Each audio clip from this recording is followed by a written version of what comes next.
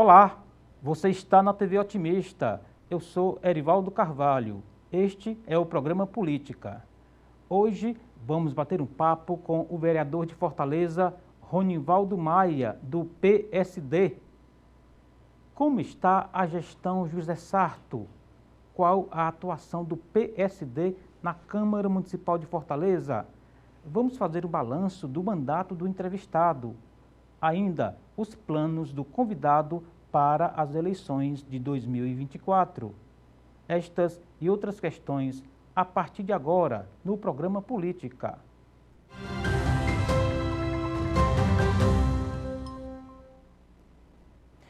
Antônio Ronivaldo da Silva Maia entrou na política pelo movimento estudantil. O convidado foi presidente da Enlurb e atuou na Etufó, empresas da Prefeitura de Fortaleza. Ronivaldo Maia está no 4º mandato de vereador da capital. Ex-membro do PT, o entrevistado é atualmente filiado ao PSD. E é com o vereador Ronivaldo Maia que converso no programa de hoje. Vereador Ronivaldo, um prazer tê-lo aqui no programa Política, nos estúdios da TV Otimista. Tudo bem com o senhor? Tudo bem. O prazer é todo meu, viu, Erivaldo? Aliás, a gente vai voltando no tempo. Você fica me lembrando aí, e eu sei que nós somos contemporâneos, viu? Muita gente não sabe, mas quando eu entrei no movimento estudantil, fui presidente do Grêmio, do Liceu, fui presidente da União, na época, metropolitana, né? Na época eu estudava no Justiniano de Sérgio. Você veio estudar no Justiniano e residir na Casa do Estudante. Exatamente. Sua memória está ótima. Né? Mas aí o tempo passou, o senhor está no 4º mandato de vereador. 16 anos, é muito tempo já, né? Aliás, eu fico muito lisonjeado, além da alegria que me invade, o tamanho da responsabilidade. Fortaleza é essa cidade acolhedora. O senhor também é do interior, né? Nós somos do interior. Já aqui chegamos e fomos acolhidos por essa cidade que vai agora completou 298. Olhando já para os 300 anos ali. Né? Nós estamos assim a um sexto, né? Eu e você, dessa cidade. Mas eu fico dizendo do tamanho da responsabilidade, por quê? Porque, de fato, uma coisa que muito me orgulha, além de ser vereador, é a responsabilidade de representar o povo de Fortaleza na Câmara Municipal. Isso. Ninguém fica 4 mandatos por acaso. Uma taxa de renovação muito alta, né? É sempre. E eu tenho a alegria de dizer que, às vezes, a gente tem a dimensão da política só se exerce no parlamento e tal, e é talvez a expressão máxima, os parlamentos, o executivo, o legislativo. Mas eu faço política desde quando estava lá no meu Grêmio, né? Quando eu entrei nos movimentos pastorais da igreja, e ter vindo para o parlamento é resultado disso tudo, né? Ficar 4 mandatos, como eu fico, é resultado de alguém que tem trabalho, de alguém que não está na política por acaso. Eu sou filho da periferia, sou filho de um caminhoneiro, eu sou do Tabuleiro, né? Tabuleiro do Norte é a cidade dos caminhoneiros. Então, inclusive tem uma associação, etc. Tem uma tradição. E meu pai não fugiu à regra. Veio para cá como ajudante de caminhão, para poder depois se tornar caminhoneiro, como até o fim da vida foi. Educou 5 filhos, eu sou o do meio, eu tenho 2 irmãs, uma mais velha e uma mais nova, 2 irmãos. E quando eu estou fazendo um pouco esse relato, é porque eu me orgulho muito de ter me envolvido com a política, e quando acho que a gente está lá na Câmara, isso é algo recente, é dos anos 2000 para cá, dos anos 90, que alguns que não são de classe social tão bem situada, começaram a chegar no parlamento. Entendi. Eu me orgulho muito de ter chegado... Né, está mais representativo, o senhor diria? E, lamentavelmente ainda deve muito, né? O Congresso Nacional que o diga, não tem a cara do Brasil. Não tem a cara do Brasil. Tem um filtro socioeconômico. É muito grande. Eu fico só me lembrando que para um filho de caminhoneiro, filho de uma sacoleira como eu, chegar a vereador, até já tem acontecido em algumas capitais. Mas, por exemplo, o Congresso Nacional quase não tem. É verdade. O que a gente vê lá é um resultado, a cara da elite, dessa elite nossa aqui. Vereador, o senhor é um dos mais experientes da Câmara Municipal e tem alguns traços muito peculiares. Por exemplo, o senhor vem do movimento estudantil. São 2 perguntas. O que o movimento estudantil colocou de essência na sua vida política eletiva, né, como vereador, e se hoje o movimento estudantil ainda dá uma contribuição tão forte como era, por exemplo, ali dos anos 80 para os anos 90. Perfeito. Aliás, você pode ter certeza que o movimento estudantil, assim como o movimento de juventude, né? Eu quero até voltar um pouquinho, porque eu entrei primeiro na pastoral da juventude do meu popular, por conta da minha origem na Igreja Católica, de grupo de jovens lá na Serrinha, das comunidades eclesiais de base, e saí à época representando da pastoral da juventude do meu popular. Isso era uma dimensão nossa da construção, de ter certeza que Deus nos criou para ser feliz e a gente tem que construir a felicidade na terra. Então a gente tem que propagar os valores do Cristo, né? A solidariedade, o amor, aqui. Então esse aprendizado na igreja foi muito importante para mim, eu me orgulho muito. Mas olha o movimento estudantil, foi o movimento estudantil que me deu a dimensão para além da comunidade, da luta na cidade, no estado, no país. E mais ainda, que eu queria fazer esse recorte, a identidade com a educação. Eu acho que é por isso que ainda hoje, no meu mandato, é um tema dos mais importantes. Não é à toa que eu me tornei professor. Mas o movimento estudantil foi uma escola para mim, para a Luiziane, para o Eumano. Olha só, nós estamos falando de um vereador, de uma deputada, de um governador. Assim, nesses 3 nomes, eu lembro muitos que passaram de algum momento pelo movimento estudantil. Muitos dos parlamentares. Mas eu e Luiziane, nós temos a origem mesmo, né? Eu fui presidente da UMES, eu fui diretor do DCE da UF, a Luiziane foi diretora do DCE da UFC, foi diretora da UNE, ela foi presidente, aliás, do diretório, né? Do DCE. São escolas muito importantes. Aí você vem para agora, né? Eu não sei, eu falo isso com um certo lamento. Eu acho que nós estamos passando num momento de transição, né? A própria juventude precisa se ressignificar. Tem outras linguagens que me parece que é mais atrativo. Eu fico vendo que o movimento estudantil já não tem aquele vigor. Talvez já não paute mais. Você foi dessa época. E as passeatas que enchiam ruas e praças, aquilo tudo foi para online, né? Para os fóruns, para as bolhas. Ou seja, o formato mudou bastante. Né? Eu fico achando que hoje, essa impressão que eu tenho, que as pessoas estão fazendo muita militância nas redes. E no caso do movimento estudantil, eu fico vendo que talvez as pessoas se satisfaçam assim. Entendi. Mas não tem mais... Há quanto tempo não se tem uma grande passeata? Não menosprezando esse momento atual. E nem sendo saudosista se ressignificam. Também, né? Mas eu quero lembrar que política é correlação de força. Para brigar por uma educação pública gratuita de qualidade, às vezes a gente tem que sair do banco da sala, tem que ir para a rua, e não é nas redes só.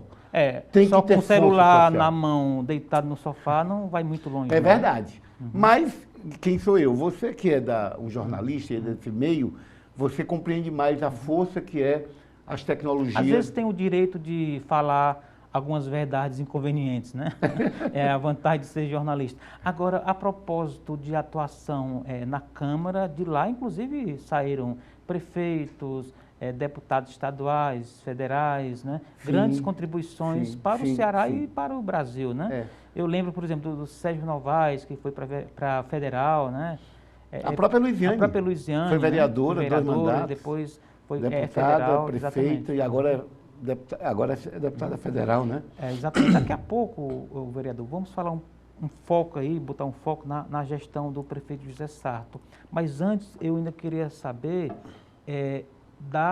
do perfil do vereador propriamente. O senhor está no 4º mandato, portanto, pegou aí uma década e meia de transformação da cidade, que também transformou, acredito que até a mentalidade mediana ali da Câmara Municipal. O que mudou? Aquela fortaleza de uma década e meia para cá e também com a Câmara Municipal? Eu vou lembrar, então, me permito. Pois não. Primeiro, você lembrou da minha trajetória e você foi perfeito. O primeiro cargo que eu exerci foi no movimento estudantil. E não foi qualquer cargo. A UMES representava mais de 200 mil estudantes na época. 250 mil estudantes. Era uma união metropolitana. Representava também Caucaia e Maracanaú. Mas qual foi o meu outro cargo quando eu iniciei na institucionalidade.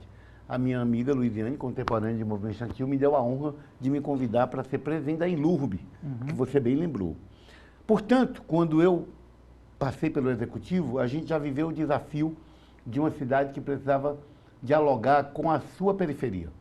Eu me lembro demais das minhas ações na Câmara. Eu limpei bairros que nunca tinham recebido uma ação de limpeza. É verdade. A limpeza era restrita. A limpeza urbana ficava localizada a setores da cidade. Eu não estou aqui exagerando, fazendo o drama, não. Mas era verdade. Tá? Você tinha, de fato, as periferias. Lá no extremo, você atingia os bairros que se considerava mais vistos da periferia. O caminhão coletor não passava, né? Eu peguei bairros que nós precisamos implantar microcoletor, porque as ruas não cabiam caminhão. E aí a prefeitura parece que fazia de conta que não tinha lixo e a comunidade se fazia do lixo jogando, vou falar do Vila do Mar. As pessoas jogavam o lixo para a beira da praia. Porque os caminhões não iam até lá e você tinha várias ruelas. É um negócio totalmente desastroso, né? Mas eu queria lembrar nisso que você bem me propôs.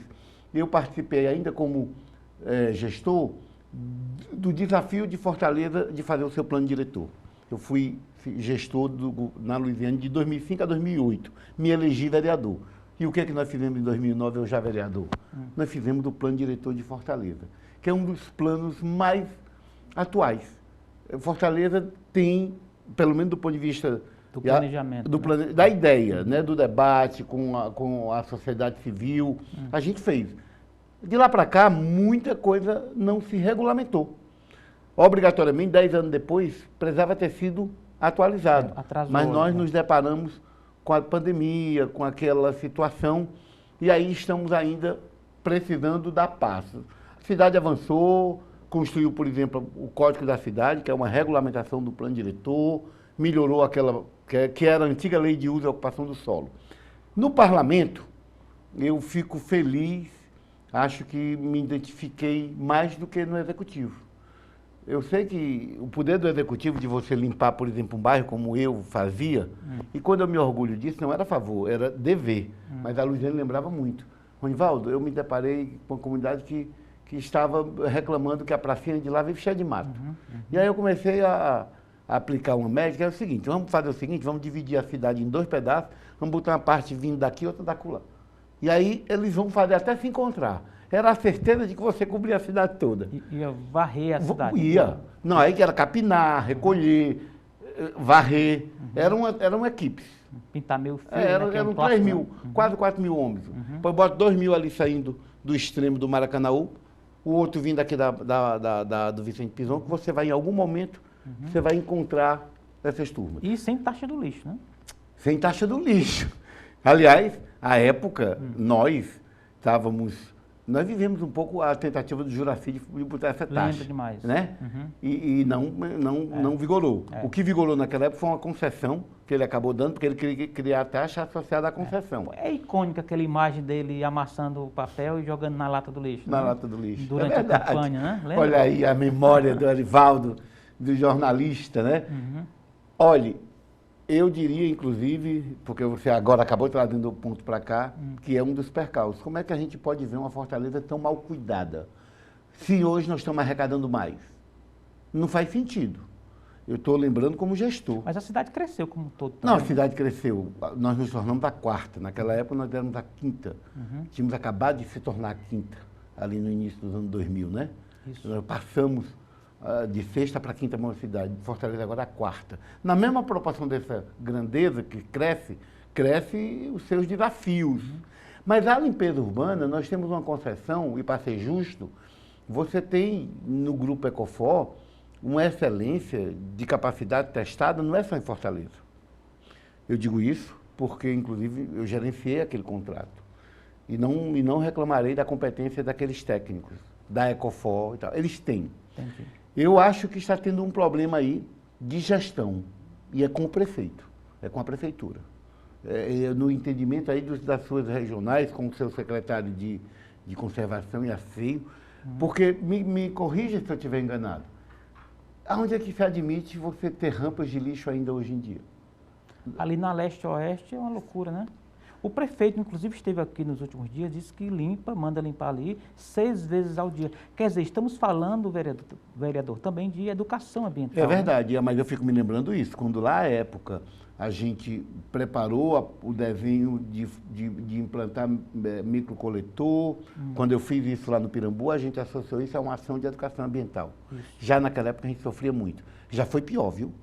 Mas o prefeito tem razão. O povo, mas nós não podemos botar a culpa no povo. Aliás, o povo faz a sua parte, paga os seus impostos e, portanto, nós precisamos investir na educação ambiental, para que ele compreenda que a cidade limpa também é uma tarefa de todos. Agora a prefeitura precisa fazer a sua parte. Entendi. É eficiente, limpa 6 vezes, onde é que estamos errando?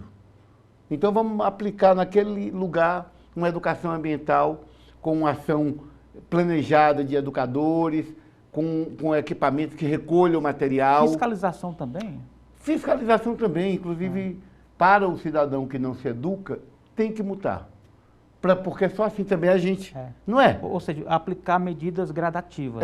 Eu só estou lembrando que nós não podemos colocar a culpa no povo. Quem senta na cadeira precisa ter coragem. Entendi. Para acertar e para aceitar a culpa de errar. Muito bem. Vereador, a gente fez aí rapidamente uma viagem nessa linha do tempo em relação à Fortaleza. E na Câmara Municipal, o que mudou? O senhor diria que melhorou ou piorou nessa última década e meia? Rapaz, não me coloco numa situação desconfortável. Faço uma pergunta fácil, né? Olha, eu fico vendo que nós temos...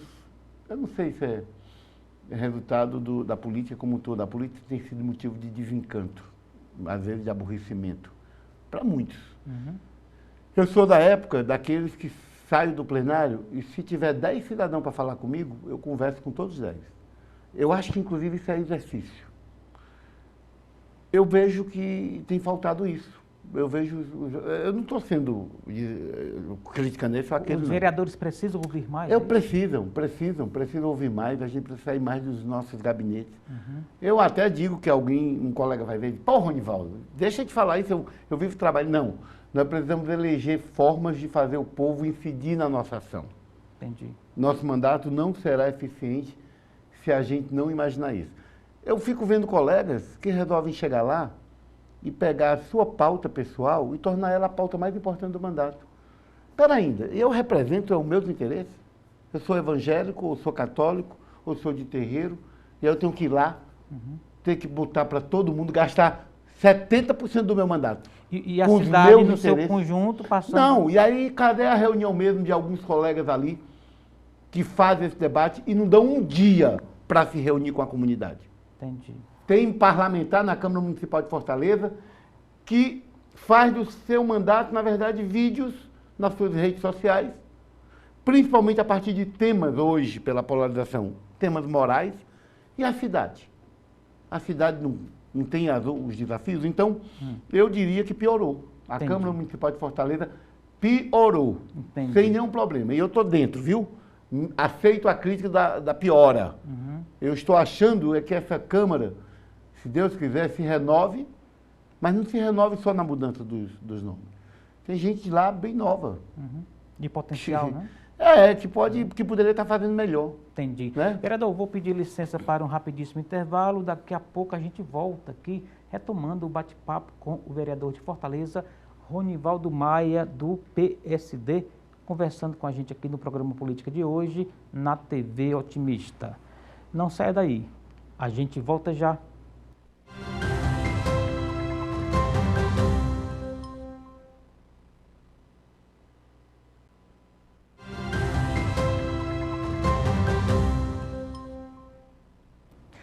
Estamos de volta para o segundo bloco do programa Política de hoje. Você está na TV Otimista, eu sou Erivaldo Carvalho. Aqui ao meu lado o vereador Ronivaldo Maia, do PSD. O Ronivaldo também está nas redes sociais, né? A gente falou aqui agora há pouquinho de vereador que faz ali a sua gravação e tal, mas o fato é que todo mundo está na internet, né? Como é que faz para ele encontrar, vereador? Bom, eu fico parecendo que sou de tempo antigo, né? E é verdade, os meus assessores de comunicação sabem disso. Tá bom. Eu já tive o privilégio de ter grandes assessores de vereador, o senhor está indo, o senhor se mostre, se apresente, faça um vídeo. E eu aprendi. Então, arroba vereador Ronivaldo Maia, underline? Mas é isso, você bota lá vereador Ronivaldo Maia que você vai ver as nossas redes. É um pouco do que a gente tem feito. A rede social tem essa coisa boa. Permite, por exemplo, que as pessoas interajam. Quando eu estava lembrando com você de que não é... Você pega para a luta social, é legal fazer militância nas redes, mas tem hora que tem que ir para as ruas. As duas coisas, né? Mas já no parlamento, eu acho ótimo. Às vezes alguém interage comigo e faz uma crítica, dá uma sugestão, faz uma cobrança. E isso é muito importante. É por isso que eu acho que os parlamentares têm que dedicar um pouco de energia para suas redes. Para responder às pessoas, para ouvir as pessoas. E principalmente também, eu fico com a impressão de que você pode... Eu já sempre fui um vereador que trabalhei muito. Os meus assessores no passado dizem assim, Valdo, como é que pode, se tu postasse o tanto de coisa que tu faz? E aí eu me toquei que é isso. Eu também acho que às vezes é um pouco de muita mentira. Por exemplo, você pega essa história dos vídeos. Tem gente que faz para lacrar. Eu nem sei bem o que quer dizer isso, mas eu sei o que é. É muitas vezes para impactar. Para engajar, como se fala. Para engajar, para a pessoa se mostrar. Mas isso precisa ter um trabalho. Entendi. Eu também conheço gente até, não é só da direita não, gente da esquerda, que vende uma ideia na rede social, você jura que é uma trabalhadora. Vende, mas não entrega, né? E não é. Você vai lá, as pessoas, poxa, mas esteve aqui, prometeu, sumiu. Mas se olha nas redes sociais, é a pessoa mais atuante. Ou seja, de certa maneira, esse mundo das redes sociais é um pouco meu faz de conta. Um pouco faz de conta. Vamos chamar de superficial para não usar outra palavra. E na política não é para ser. Na política você tem que se mostrar na rede social de fato como você é. Eu hoje acho muito legal, porque eu não fazia isso. Eu fiz mandato de 2008 a 2012, 2012 a 2016, sem usar a rede social. E foi reeleito. Eu tinha poucos seguidores. E eu dizia assim, era um ignorante. Não, isso não dá voto não. Tem que trabalhar. Tem que trabalhar. E meus assessores, eu tive grandes assessores de comunicação.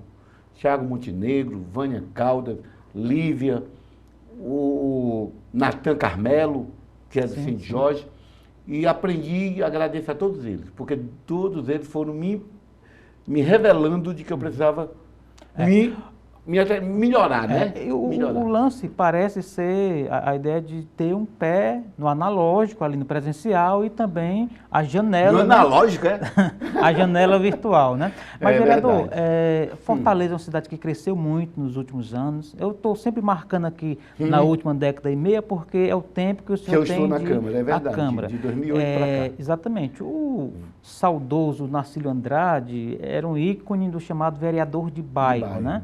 À medida em que a cidade vai crescendo, vai ficando complexa, a gente tem aí a figura que alguns acadêmicos chamam de vereador institucional, que é aquele vereador que vê a cidade no seu conjunto. Geral, exatamente.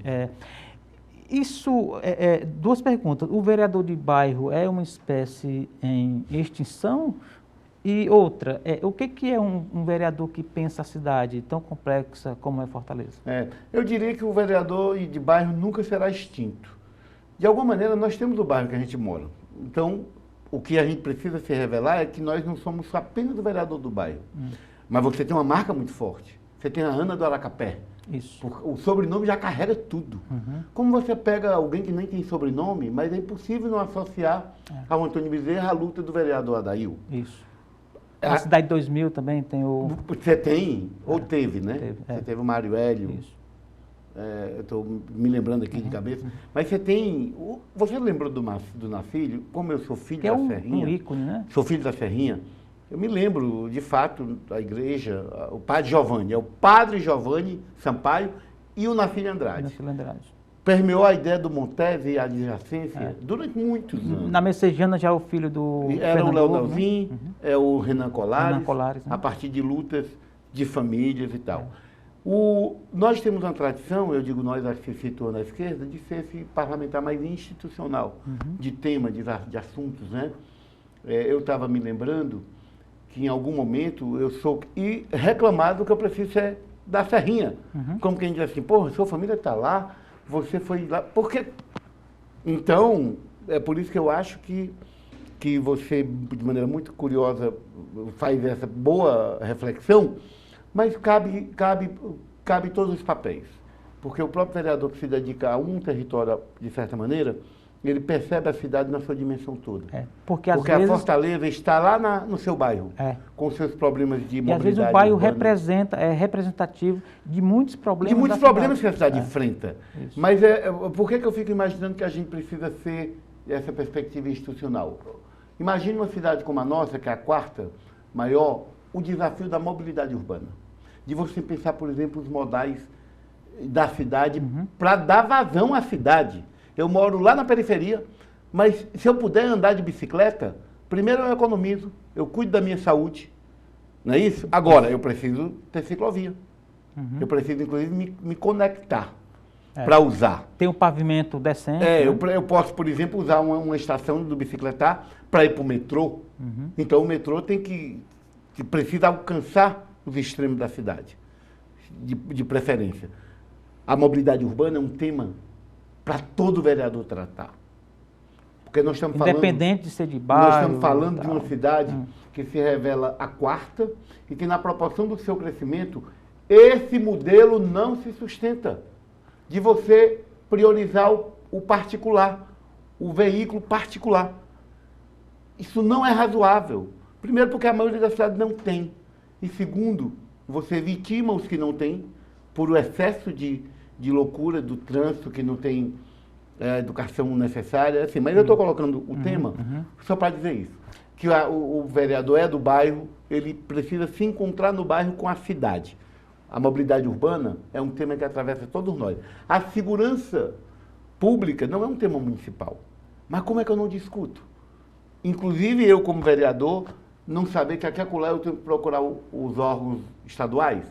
Então, me parece que o vereador do bairro se encontra com a cidade dentro do seu bairro, mas precisa ser vereador da cidade. Entendi. A propósito de vereador da cidade, Ronivaldo, como estão os projetos, quais as áreas que você tem focado mais aí nessa sua atuação? Olha, eu aproveito para dizer que nós estamos sendo entrevistados ainda no mês de abril. O Fortaleza fez 298 anos. Eu fico muito orgulhoso. Eu participei, eu acompanhei a 19ª Volta Ciclística de Fortaleza, que ocorreu no dia 14, no domingo posterior ao aniversário. Isso, por iniciativa de uma lei municipal de minha autoria, é parte do calendário oficial da cidade. Um projeto de lei lá de 2011. Bacana, viu? As tarefas que me competem é legislar, é fiscalizar. Eu tenho escutado muitas pessoas dizer que o Brasil já tem lei demais. Eu não estou dizendo com isso que eu não tenho que produzir. Mas eu hoje tenho me dedicado a fiscalizar e conversar com as pessoas, porque para além de letra no papel, as leis, elas só se tornam reais quando elas, inclusive, fazem sentido para a cidade, né? Eu tenho tido uma preocupação de tentar, eu fico me lembrando, por exemplo, da Lei da Economia Solidária. É uma lei que nós instituímos. Criamos um desenho da economia solidária. A economia solidária, as pessoas podem... O que é isso? É uma economia diferenciada porque pensa o desenvolvimento na periferia, o desenvolvimento local para agregar renda, trabalho para pessoas. No Conjunto Palmeiras, você pega o Palmeiras, você pega o exemplo do Banco Palmas. Isso. É ali. Se à época, criei a lei... É um case internacional, né? O Palmeiras mostrou que é possível você desencadear desenvolvimento econômico lá no Palmeiras, fazendo uma moeda, que é o Palmas, circular lá dentro. E onde é que a economia solidária entra? Por exemplo, quando eu legislei, eu criei um desenho institucional para permitir que um órgão público possa comprar a vassoura. A vassoura que é fabricada da garrafa PET, tudo se completa. Porque os meninos desfiam aquela garrafa PET, fazem o vassourão. Eu, na época da Inlup, fiz isso. Eu dei um jeito de tentar comprar. Aí depois a lei das licitações. Aí eu comecei a perceber que o vereador podia ajudar, preparando um desenho institucional que permitisse que essas cooperativas pudessem produzir e comercializar a sua produção. Entendi. Então, o desafio de você legislar precisa ver o sentido. Sem criticar a Câmara, mas Eu não estou mais naquela de ficar... O vereador tem 300 proposituras. Aí fica disputando o número. Aí eu não sei quantos requerimentos. Sinceramente, para a vida das pessoas, isso não é mais factível. E uma questão, e aí eu coloco com a devida, digamos assim, pertinência, é que os parlamentos, de maneira geral, aqui não estou fulanizando, estão muito afeitos, vereador, a medalhas, sessões solenes, títulos não sei das quantas, tarará. E assim, quando você bota na peneira, não estou nem falando do custo, eu estou falando da produção legislativa consistente lá na ponta. Você vai ver que é muito mais requerimento, muito mais entrega do que lei. Exatamente. Assim, é um guichê de requerimento de luxo, né? E a cidade, às vezes, agonizando algumas coisas, né? É verdade, é verdade. Eu quero até lhe dizer que, eu vou dar um exemplo. Eu fui autor de uma lei, de um decreto legislativo que me orgulhei. Me orgulhei não porque a memória desse crime nos depõe contra a civilidade. Então não foi nada agradável eu colocar o nome de uma rua de Dandara Kathleen. Dandara. Mas para ficar marcado... A travesti que foi barbaramente assassinada. Que foi a primeira travesti no Brasil a ter nome de rua. Foi uma lei de minha autoria. E quando eu digo isso, é porque você, sutilmente, elegante como com a lhaneza do trato, cutucou um pouco o parlamento, que quando você vai ver as proposições, eu estou dando aqui um exemplo, porque também é um assunto que às vezes incomoda. Isso. Né? Você vai mudando os nomes da cidade, das coisas, o povo reclama, né? Ou então diz assim, aí, está dando medalha, a pessoa nem merece. Isso revela, talvez, que nós não estamos fazendo o dever de fiscalizar mesmo. Não está em sintonia, né? Tem que fazer tudo isso, mas cadê a cobrança, prefeito? Cadê a fiscalização? Que é o nosso dever de ofício. A propósito, como é que está? Cadê as leis? Como é que está, já que o senhor deu... Mas só para concluir da Dandara, essa semana eu percebi como tudo é nobre no parlamento. Portanto, cada colega que resolve dar uma medalha é para ter uma razão, é para ter um motivo. Cada decreto legislativo, o meu, foi, por exemplo, acolhendo a ideia de quem conheceu conhecer a Dandara. Foi uma maneira que a Vitória, à época, inspetora da Polícia Civil, escreveu um livro sobre a trajetória, e inclusive de desmistificar um monte de coisa horrorosa que as pessoas, às vezes, além da violência que se praticou, ainda ficavam matando a Dandara de novo, porque ficavam mentindo, dizendo que ela era envolvida com isso, com aquilo, por puro preconceito. E óbvio que eu estou dizendo isso, de que é um decreto legislativo, teve uma razão. Entendi. Eu procurei colocar no trecho onde foi bem justificado. Mas, você ia partindo ali, já que a gente estava falando da fiscalização, você ia perguntando e eu lhe interrompi. Não, tranquilo, é do jogo aqui, é da dinâmica da conversa.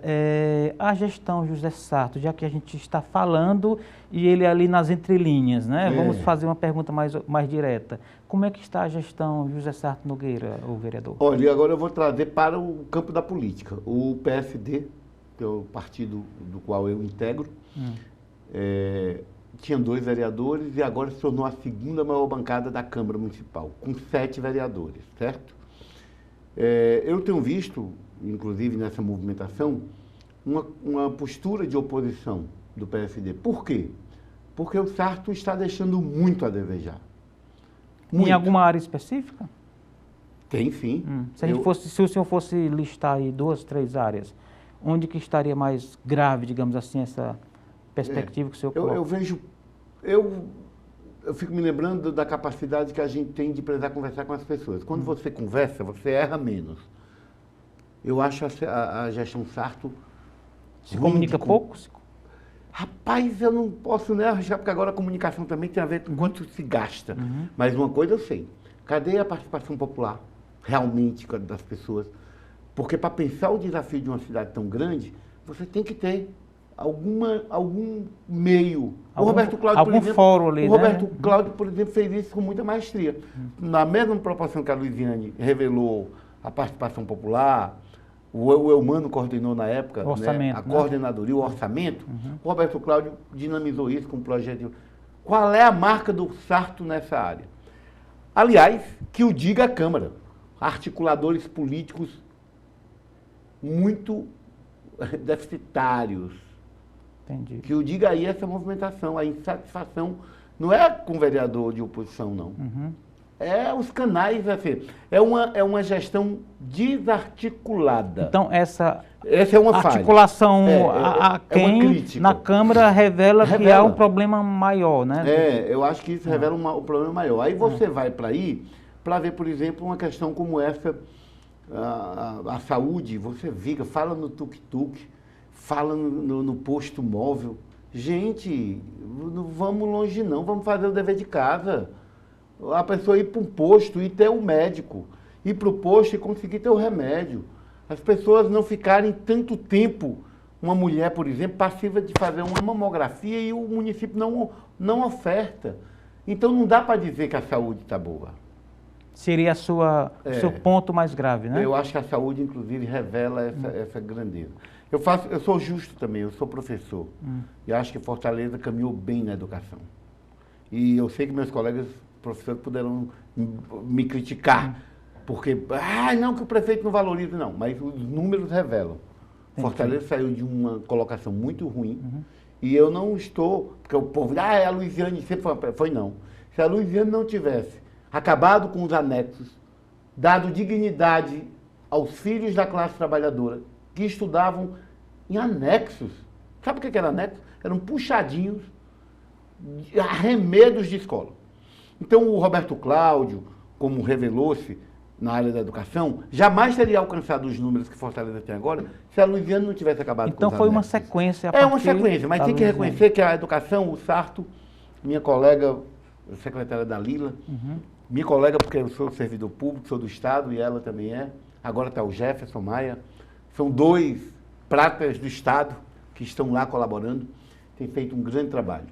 Então, mas quando você pega essa coisa da articulação, da comunicação, quando você pega a saúde e a limpeza urbana, você tem problemas E eu fico desejando, eu não estou na Câmara para agradar o prefeito ou para desagradar, não. Eu gosto do Sarto, aliás, o Sarto é muito decente comigo, muito respeitoso, bacana. Às vezes que eu o encontro e tal, mas eu tenho a obrigação de poder, de fazer a crítica a bem da cidade. Vamos fazer um rapidíssimo intervalo, daqui a pouco a gente segue, inclusive a partir desse ponto aí, tá bom, vereador? Rapidinho, depois do intervalo aqui, o terceiro e último bloco com o vereador de Fortaleza, Ronivaldo Maia, o nosso convidado de hoje aqui no programa Política, na TV Otimista. Não saia daí, a gente volta já.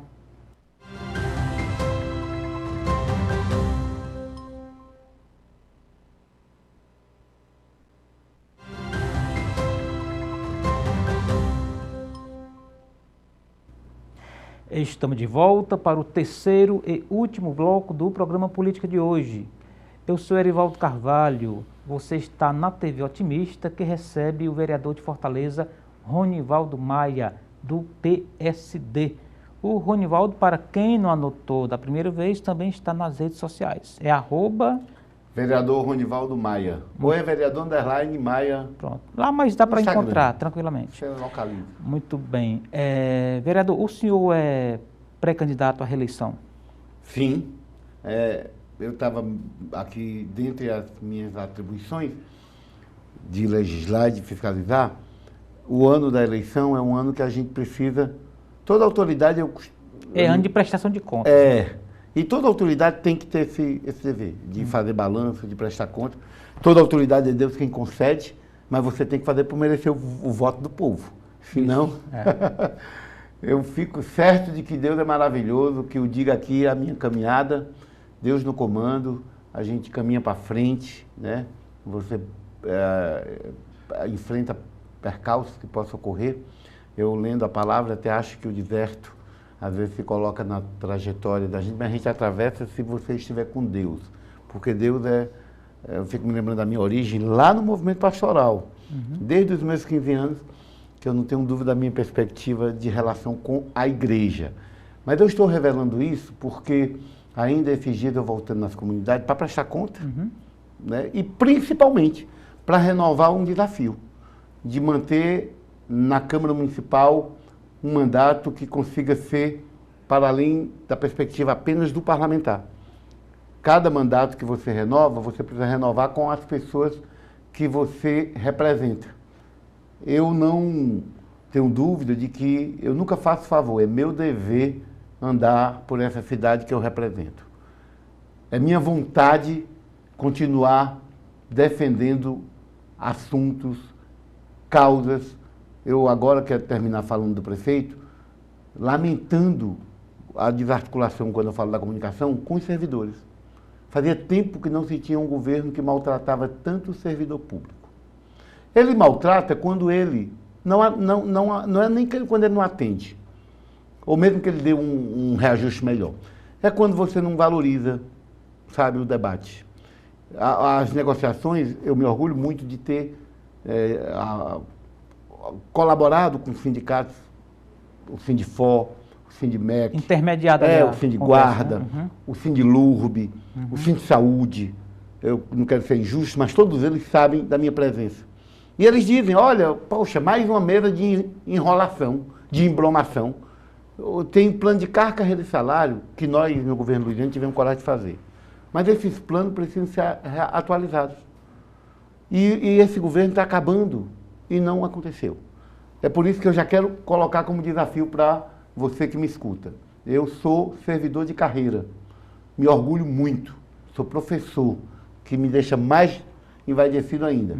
Mas é minha obrigação defender os servidores públicos de Fortaleza, porque eles não é qualquer tema. O que é mesmo o servidor público de Fortaleza? É quem está lá na ponta atendendo o cidadão que eu represento. É o gari que varre a rua, é a enfermeira que está no posto, é o médico que está atendendo no posto. Na verdade, o servidor público cuida do meu eleitor. Entendi. Então eu não posso ver com bons olhos um governo que não dialoga. Você teve aí uns meninos fazendo... O pessoal da gestão pública está fazendo uma luta justa pela atualização do seu plano, porque a data base deles é menor que o salário mínimo. Esse cara vai se aposentar numa situação muito precarizada. E o governo do Sarto está terminando sem ter dado a devida atenção que os servidores precisam. Entendi. Então, esse é um assunto que o meu mandato quer continuar abraçando, a defesa do servidor, a defesa dos serviços públicos. O PSD, me permito aqui lhe revelar, para mim é uma boa novidade. Eu sou um homem de esquerda. A vida toda eu fui. Que eu diga a minha trajetória. Você conhece a minha trajetória, a cidade conhece. Muita gente hoje não sabe. Aí não é mais do PT? Vida seguindo. Porque a gente caminha para frente. E eu estou muito satisfeito de ter relações com o PT. Meu mandato é um mandato que tem... É uma casa de amigos, o senhor diria, É uma né? casa de amigos. Eu tenho muito orgulho. Mas, vereador... Né? Mas eu queria revelar essa coisa de que a política ficou no nível de polarização tão ruim que tem feito mal a política. E o PSD... Tem prejudicado o debate. O PSD, eu conversando um dia desse com lideranças nacionais, o deputado Gastão, que é uma grande revelação da política cearense, presidente do sistema Fé Comércio, é presidente municipal do PSD.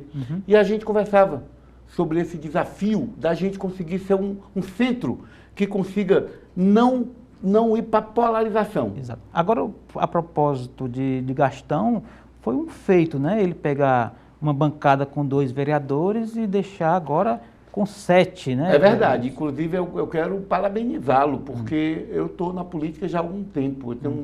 Eu fiquei filiado ao PT há 35 anos. Estou filiado ao PSD como diria o Fernando Hugo, nasceu dentro de uma urna, né? É verdade. E com todo sentido. E tenho grandes líderes na política na minha vida. A Luiziane é uma delas. O Eumano é um deles, o Gastão Será está sendo um. E eu o parabenizo, porque essa grandeza do PSD na Câmara não é à toa.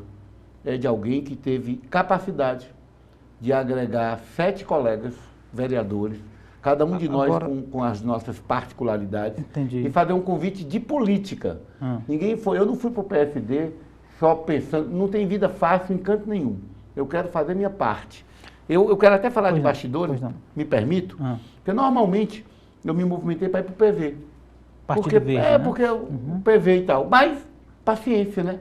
Ficou lá companheiras do PT que foram lá instigar as companheiras, digamos, e isso eu estou falando, foi eu que revelei, não. foi o meu querido amigo, o João da Cruz, que estava tudo ok, estava morto de feliz com essa possibilidade, mas depois ele veio me dizer. Esses bastidores é curioso, porque o PSD talvez, olha como Deus tem propósito, né? É isso, o Ronivaldo, qual é a trajetória? Uma característica minha, desde o movimento estudantil, né, que eram de extremos, porque lá na época a gente polarizava, né? Mas eu transitava com a UJS, com a Juventude Venceremos, eu era do PT, da Juventude da Corrente Socialista. E assim foi. Você olha na Câmara, muita gente, aí diz assim, eles brincam, né? Que a polarização, Ronivaldo não tem nada a ver com o PT. Mas pelo contrário, eles me respeitam demais. Eu passei por uma situação muito difícil, mas por que a Câmara me tratou com decência e com respeito? Entendi. Primeiro porque as pessoas conhecem a minha trajetória. Eu sou uma pessoa verdadeira, sou uma pessoa honesta no trato, né? E eu sou um mediador. Entendi. Eu sou um mediador por natureza. Vereador, o PSD tem 7 nomes, né, a bancada, e fez 2, né, em 2000. Em 2020 fez o vereador Zé Freire e o vereador Pepecel, Pedro Mesquita. Ou seja, tem um desafio aí, porque a possibilidade do PSD fazer 7 é muito provável. Muito remota, eu diria, né? Ah, sim. Ou muito provável. Ou seja, alguém... Então querendo continuar. Alguém vai ficar de fora. Então, assim, o senhor ir para uma tentativa de reeleição com outros 6 no mesmo partido é desafiador, né? É desafiador. E eu digo isso, eu estou vereador, mas eu sou mesmo professor, eu adoro ser cidadão, eu continuarei fazendo política se eu não me eleger, ajudando alguém que esteja lá. Mas tem energia para o quinto mandato? Tenho energia para o quinto mandato, lá estamos, né? Porque todos chegaram agora no PSD, nenhum dos que estavam ficou. Nem o vereador Pepecel, nem o vereador Zé Freire. Então renovou total, né? Totalmente. O companheiro Eudes Bringel, que veio do PSB, o companheiro Bruno Mesquita, que me recorda aqui, mas não era do PSD, era um desses partidos, que aí eu não quero arriscar. Eu que vim do PT, a tia Francisca, a vereadora Estrela, o vereador Danilo Lopes e o vereador Cônsul do Povo. Nós somos 7 vereadores. Oriundos de partidos diferentes, né? E parabéns, nosso presidente Gastão. Você teve essa capacidade com os seus auxiliares, porque tem aí o PSD está muito preparado para a eleição de 2024. Você tem o Gastão, que é presidente do municipal e que tem do seu lado uma grande mulher, que é a Cláudia Brilhante, que inclusive gosta muito de política, né? Foi candidata a governadora, foi cotada para ser candidata em Pacajus, mas o Gastão... Já que o senhor citou o PSD e Cláudia Brilhante, tem perspectiva de o PSD, o seu partido, indicar o candidato ou a candidata vice-prefeita na chapa do Evandro Leitão? Eu não tenho dúvida que sim, viu? Óbvio que é legítimo, nós temos uma coligação. Há outras forças aí, você tem a Federação PV, PCdoB, PT, que já está contemplada. Eles têm o Evandro do PT como candidato. Então a vice não deve ser da federação. Isso. E você tem partidos aliados importantes, como você fala muito do PSB de bola. O PSB de bola, mas o PSD de dado está na disputa, porque nós temos nomes. O nome é a Cláudia Brilhante? Rapaz, eu indicaria a Cláudia. Eu acho que é um nome que eu tenho conhecido. Que agrega assim, a inteligência, a experiência de gestão que ela tem, né? De muita capacidade, ela se revelou. Tem até esse gancho aí do marketing político por ser mulher. Eu acho que coisa assim do eleitorado. Eu acho até que nós temos que ter esse horizonte, né? A política cada vez mais precisa dar protagonismo às mulheres. É muito antipático você pensar numa chapa que não tenha a presença feminina. Com mais da metade do eleitorado. Com mais do eleitorado da cidade sendo mulher. Eu também acho que o PSD tem na sua relação com o Gastão o sistema Fé Comércio, o sistema 5S. Exato. Então você tem uma gestora, porque a Cláudia ela é a pessoa da cada metade no sentido do Luiz Gastão. Eu estou conhecendo agora, mas já percebia isso. E se o partido tem 7 vereadores na Câmara, ele demonstra a força que terá. A chapa vai ser completa? A chapa sairá completa, tem de cabeça, 44 tem nomes, tronco e tem rabo. Na política, a metáfora, gente, me permito as palavras, mas é isso. Tem cabeça, tem o meio e tem o rabo. Nós temos as 44 vagas completas. Com 30% de mulher? Etc. Sim, nós temos... Hoje a bancada é totalmente masculina. Não. Sim, atualmente... Não, mas nós temos a tia Francisca e a Estrela. Sim. Então são 5 homens. São 5 homens e 2 mulheres. Na primeira eleição de 2020 é que não se elegeu nenhuma mulher. Sim. Mas o PSD, inclusive, tem, além da tia Francisca e da Estrela... Eu estava me lembrando da nossa querida Germana Soares, e até brinquei com ela, porque ela está colaborando lá, eu disse, rapaz, você vem tomar uma vaga. E aí ela disse, porque é um talento, né? Um beijo, minha amiga querida, vai lá ajudar a organizar a chapa, a fazer o trabalho, e ela vai puxar para o lado dela. Ela vai fortalecer as muitas candidatas, nós temos 30% de mulheres, um pouco mais do que isso, na chapa de vereador. E essa chapa, me permito, viu? Nós temos potencial para reeleger a bancada, para manter uma bancada de pelo menos 7. Vereador, com essa vibe, com esse astral, a gente finaliza por aqui, apareça outras vezes, tá bom? É sempre bacana conversar com pessoas inteligentes, experientes que nem o senhor. A casa está de portas abertas, o programa também. Boa sorte na caminhada, parabéns aí pelas conquistas, vamos para frente, as suas rápidas despedidas por hoje. Uma alegria poder por aqui participar, telespectadores da TV Otimista, aqueles que acompanham pelas mídias sociais. Muito obrigado, é um prazer lhe reencontrar, meu amigo, meu contemporâneo. Eu tenho muita admiração pelo seu trabalho. Obrigado pelo convite. Mais uma vez, obrigado, vereador. E assim chegamos ao final da edição de hoje do programa Política. A todos o nosso muito obrigado pela companhia. Até o nosso próximo encontro. Forte abraço.